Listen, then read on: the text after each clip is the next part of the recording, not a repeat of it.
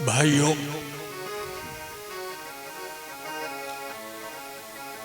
गया प्रसाद जी और इनके सुपुत्र शिवकेश भैया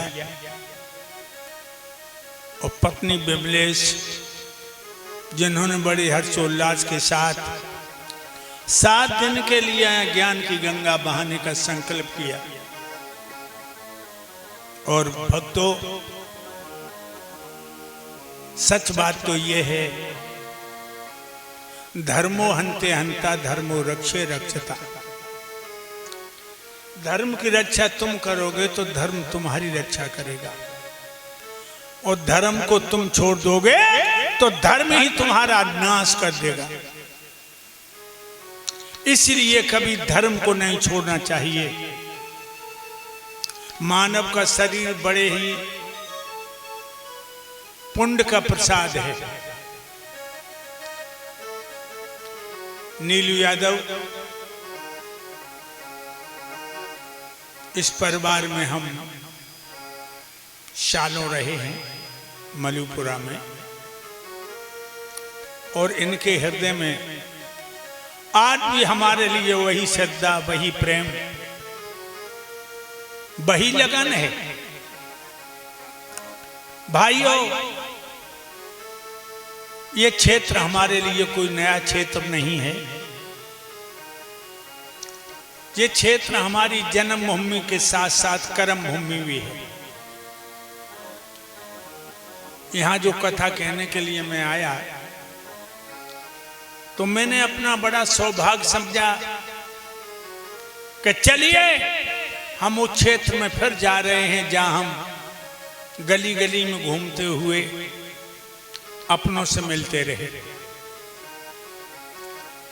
लेकिन मैं एक संदेश वाहक बन के आया हूं। एक संदेश तुम्हें देने आया हूं। वो संदेश ये है, दिशा को बदल दो। जो धूम्रपान, दारू, अंडा, मांस, बीड़ी, सिगरेट, इनका हम इस्तेमाल करते हैं, ये हमारे शरीर के लिए हानिकारक है ही, लेकिन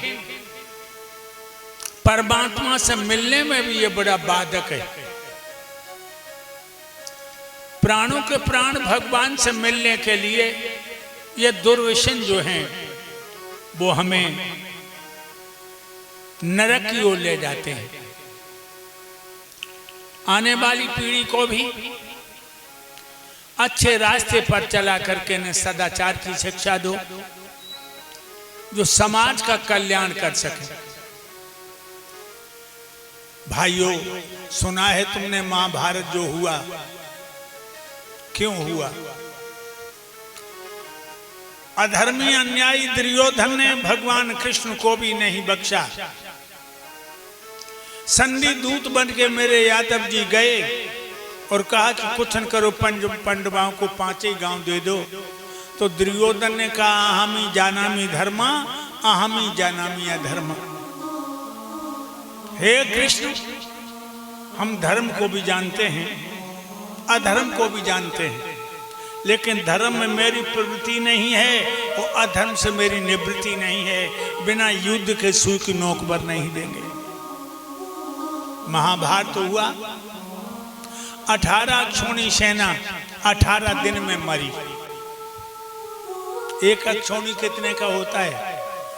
2,18,721 का एक अक्षौणी। और मरे कितने? 18 अक्षौणी, और वो भी 18 ही दिन में। आप अंदाजा लगा सकते हो भक्तों, क्योंकि उस अधर्मी ने धर्म छोड़ दिया। और को ज्यादा मरो? जब महाभारत में सबसे ज्यादा यादव मरे, क्योंकि दुर्योधन के साथ में नारायण सेना थी। नारायण सेना, यादव मरे इसमें। भक्तों, महाभारत का घाटा जीवन में पूरा नहीं हो सकता। महाभारत का घाटा पूरा नहीं हो सकता। धरती लाल थी, अंतर से लाल था, उसके बीच में भारत के लाल सो रहे थे, यादवों के बेटा सो रहे थे। खून कितना था कुरुक्षेत्र में, जंगाओं तक लाशें तैर रही थी, आपस में टकरा रही थी, तो ऐसा लगता था कि मरने के बाद भी मर रहे हो। भूत, भैरव, तांडव, मसान, जिंद, काली, कात्यायनी, छिन्नमस्ता, रक्तवाहिनी, ये अहीरों के खून से होली खेल रहे थे।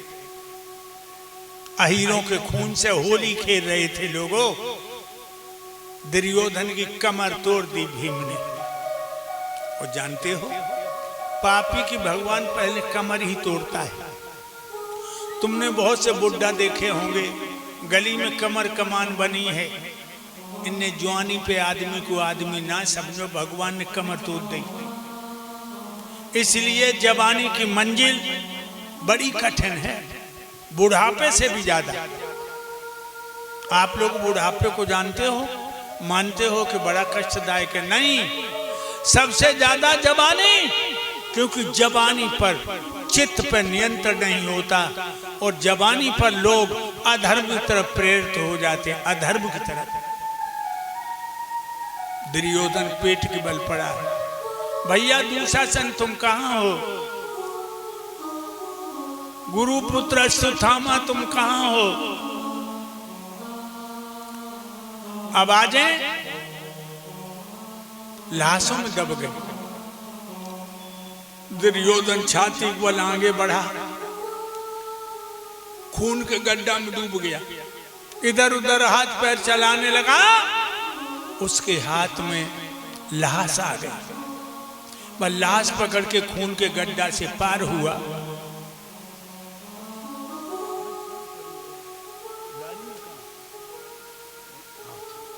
तो याद रखना भाइयों, वह लाश पकड़ के पार हुआ और लाश जब उसने देखी तो लाश किसी और की नहीं थी, लाश दुर्योधन के बेटा लक्ष्मण की थी, जिसे अभिमन्यु ने मारा था। बेटा की लाश देखकर मुंह पे मुंह धर के फपक फपक के रोने लगा। बेटा लक्ष्मण, जब बाप मर जाता है तो पुत्र जलदान पिंडदान करके बाप को पार लगाता है। बाप जिंदा और तू मर गया, तूने हमें खून के गड्ढा से पार कर दिया लक्ष्मण, तू हमसे उद्धार हो गया। और फिर मुंह पे मुंह धर के बिलखने लगा। दोनों चील कौआ टूट पड़ी, आंख फोड़वे के लिए दुर्योधन की आंखें फोड़ने, आगे से पक्षी हटाए, पीछे से सियार ने मांस की बकोटी भर ली। ये किसकी बात कर रहा हूं? ओ दुर्योधन की। अपने घर से चलता था तो पखेरु छाया कर लेते थे। एक बात और बताऊं, जब तुम बुरा कर्म करोगे बहुत आनंद आएगा, जब तुम बुरा कर्म करोगे बहुत आनंद आएगा, लेकिन परिणाम भयंकर देखे गए, परिणाम भयंकर देखे गए। बुरा कर्म है खून की तरह। खून सुर्ख लाल होता है, जमीन पर थोड़ी देर में काला हो जाता है। जब तुम बुरा कर्म करोगे बहुत आनंद आएगा, परिणाम भयंकर। बुरा कर्म होता बबूल की बीज की तरह। बबूल का बीज कभी लेकर के यूं करना, बहुत मुलायम, रेशम से भी मुलायम, जमीन से निकलता है कांटे। मेरे भाइयों, दुर्योधन अपने शरीर को बचाने में लगा जानवरों से, पक्षियों से। इधर कुंती बड़ी खुश है, मेरे 5 बेटों ने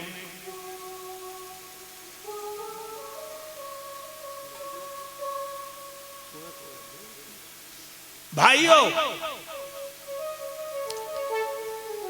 गंधारण कमरा में बैठी, जितने बेटा थे सब मर गए, रो रही है। तोलों कानों में पदचाप सुनाई दी, मानो कोई कमरा की तरफ आ रहा है। गंधारण बोली, कौन है? मेरे कमरे की तरफ कौन आ रहा है? अब आ जाए। भाभी, मैं हूं तुम्हारा देवर विदुर। आओ देवर, बैठ जाओ। चाचा विदुर बैठ गए। गंधारण बोली, एक बात बताओ। क्या? हमारे 100 बेटन में तो सम्मरी है, कोई जिंदऊ है? चाचा विदुर रोने लगे, कहने लगे, भाभी 99 की लाशें सड़ गई हैं। तुम्हारा ज्येष्ठ पुत्र दुर्योधन जिंदा है, उसकी कमर भीम ने तोड़ दी। मेरे प्यारे भक्तों, उसी समय मैया घुटनों मुंह छुपा के फपक फपक के रोने लगी और कहने लगी, देवर विदुर, पहले दिन युद्ध का शुभारंभ हुआ। पांडवों ने कुंती के पैर छुए कि हमें आशीर्वाद दो, मैं दुश्मन से विजय पाके आऊं। तो मेरी बहन कुंती ने कह दिया, विजयी बान भव, जाओ तुम्हारी विजय हो। देवर विदुर जब दुर्योधन सज धज के हथियार बांध के आया और बोला, मां मुझे आशीर्वाद दो, मैं युद्ध करने जा रहा हूं, तो मैंने अपने बेटे से कहा कि दुर्योधन, बाहर के दुश्मन से लड़ने जाता, मैं तुझे विजयी बान भव का आशीर्वाद देती। तू तो अपने भाइयों को मारने जा रहा है, मैं तुझे विजयी बान भव का आशीर्वाद नहीं दूंगी। देवर विदुर, मेरा बेटा बिना आशीर्वाद के चला गया। तब तो मुकाबला था कुंती के पूतों से, लेकिन अब मेरे बेटे का मुकाबला है यम के दूतों से। मरने से पहले मैं अपने बेटा के माथे को चूम ले, सर के बालों को सूंघ ले, तो मेरी छाती ठंडी हो जाएगी। चाचा विदुर बोले, चलो उंगलियां पकड़ ले। वहां पहुंचे जहां दुर्योधन जानवरों से बदन बचाने में लगा था। मैया को देखा, बोला, मां आप आ गए? टटोल के मैया बोली, हाँ बेटा मैं आ गई। कितना समझाया था तुझे कि पंडवा को 5 ही गांव दे दे, तू नहीं माना। भगवान का नहीं आए, कहा 5 गांव दे दो, तो तूने कह दिया सुई की नोक पर नहीं देंगे। और जब हमने तो समझाओ कि भगवान की बात मान ले, तब तू का बोलो, बग्वाल गमारा हीर को भगवान बता रही है। कन्हैया हीर को भगवान बताए, उसके अंदर एक ही गुण है, बंसी अच्छी बजा लेता है। गंधार ने बोली, बेटा कन्हैया की बंसी ने बंसी बन के तुम मछली की तरह फांस लो। कन्हैया की बंसी ने तो बंसी बन के मछली की तरह फांस लो, और मेरे परिवार का नाश हो गया। रोने लगा दुर्योधन और बोला, मां तुम सच कह रहे हो, मेरा धर्म था, धर्मराज की पूजा करते, मेरा धर्म था धर्मराज को दे देते राज्य, लेकिन मेरी संगत ने मेरा विनाश कर दिया। याद रखिए लोगों, गलत संगत मत करना। दारूबाज की संगत करोगे दारू पीने लगोगे, जुआरी की संगत करोगे जुआ खेलने लगोगे, लुच्चे लफंगे की संगत करोगे पराई बहन बेटियों बुरी नजर डालने लगोगे। भाइयों, गंधारें चौंक गई, क्योंकि अच्छी बात तो दुर्योधन के मुंह से सुनी नहीं उसने कभी, पहली बार सुनी। और एक बात और बताऊं, नीच की पहचान क्या है? नीच हमेशा दूसरों को बुरा चाहेगा। पागल पे गुदरंग गुदबाउल तो उल्टो सूदो गूंदे को, पागल पे गुदना गुदबाओ तो उल्टो सूदो गूंदे को। वो पेट सबके है, लेकिन ऊंट पेड़ ते पहुंची हो तो पत्ते ही पत्ता सूते गो। अंधा पे भैंसिया कुतबई हो तो 9 की 11 कूते गो। और कुत्ते चे कितनों समझ आई हो तो टांग उठाई मूते गो।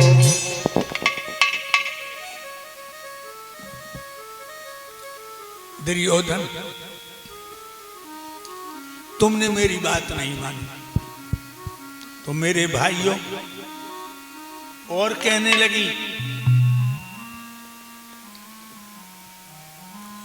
धर्म की बात करता है। अब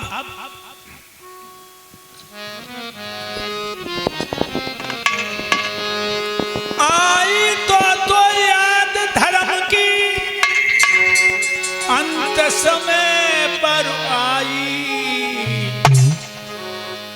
यही याद पहले जो आ जाती होती नहीं लड़ाई।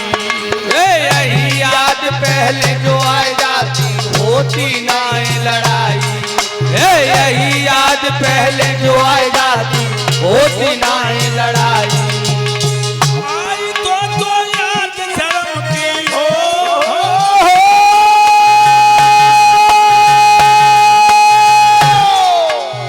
आई तो याद धर्म की अंत समय पे आई।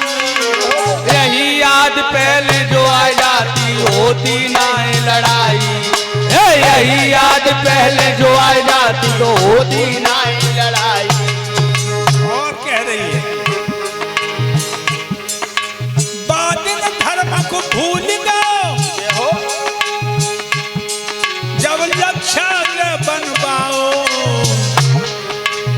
कुंती और पांडवन को तुमने उस समय तो लगाओ। कुंती और पांडवन को तूने उतारे बुलवाओ। कुंती और पांडवन को तूने उतारे बुलवाओ। फूंक दे तुम महरापने, बाद में जश्न मनाओ।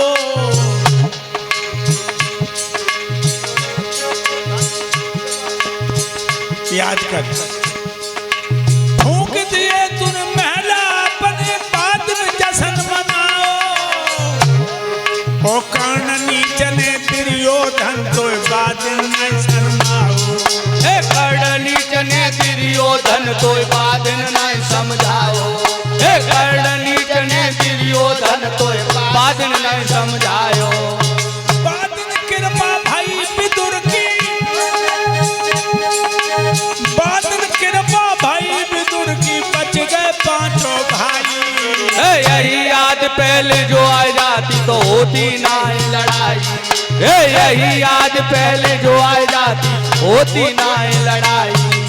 कहने लगी गंधारण बेटा, तूने आतिशबाजी के मसाले का महल बनवाया, पांचों पांडवों को कुंती से तो उसमें लेटा दिया और अंगारा फेंकवा दिया। वो तो विदुर की कृपा थी जो गुप्त सुरंग बना दिया था। न पांडवों की हड्डियां भी नहीं मिलती, आज तू धर्म की बात कर रहा है। और बोली बाद में धर्म को भूल जाओ, जब कपट को जुआ रचायो। ओ छल के फांसे फेंक पांडवन बन बन में भटकायो। छल के फांसे फेंक पांडवन बन बन में भटकायो। छल के फांसे फेंक पांडवन बन बन में भटकायो। नार द्रौपदी को तू शासन भरी सभा में लाओ।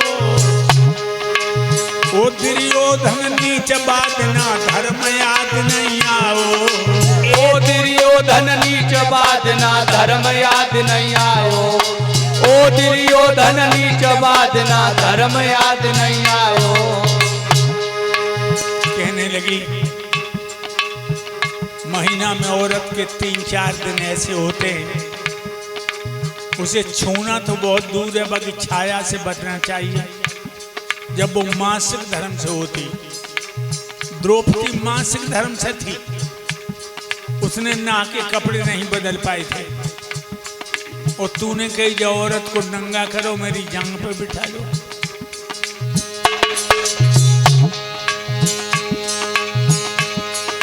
नार द्रौपदी को तू शासन भरी सभा में लायो। ओ दुर्योधन नीच बात ना धर्म याद नहीं आयो। ओ दुर्योधन नीच बात ना धर्म याद नहीं आयो। ओ दुर्योधन नीच बात ना धर्म याद नहीं आयो। रजसुला नारी की साड़ी, रजसुला नारी की साड़ी सभा बीच खिंचवाई। याद पहले जो आ जाती होती नहीं लड़ाई। यही याद पहले जो आ जाती होती नहीं लड़ाई। कहने लगी द्रौपदी उस समय मलिन कपड़ों में थी। मासिक धर्म से थी, उसने नहा के कपड़े नहीं बदल पाए और तूने कहा इस औरत को नंगी करो, मेरी जंग पे बिठा लो।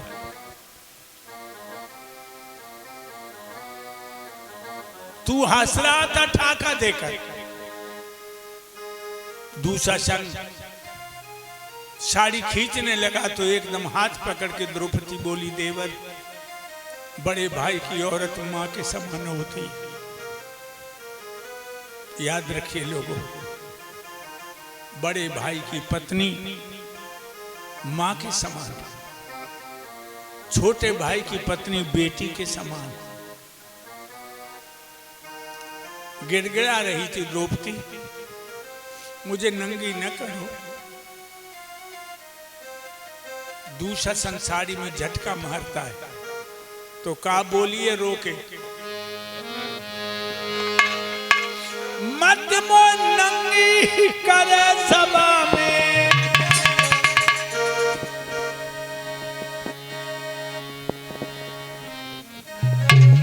क्या बोल, मत मो नंगी करे सभा में।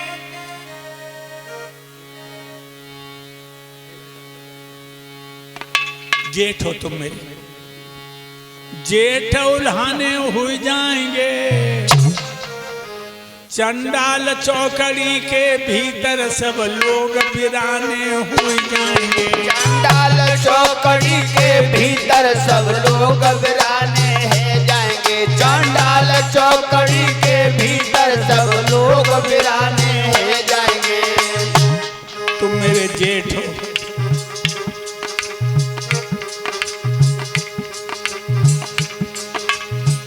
तुम मेरे जेठ हो, मुझे नंगी करवा रहे अपने छोटे भैया से। एक अबला की भारी सभा में कौन ये तंगी देखेगा। बाबा भीष्म सभा के अंदर बहू को नंगी देखेगा। बाबा भीष्म सभा के अंदर बहू को नंगी देखेगा। बाबा भीष्म सभा के अंदर बहू को नंगी देखेगा। द्रोणाचार्य ब्राह्मण है, ये धर्म कलंकी देखेगा।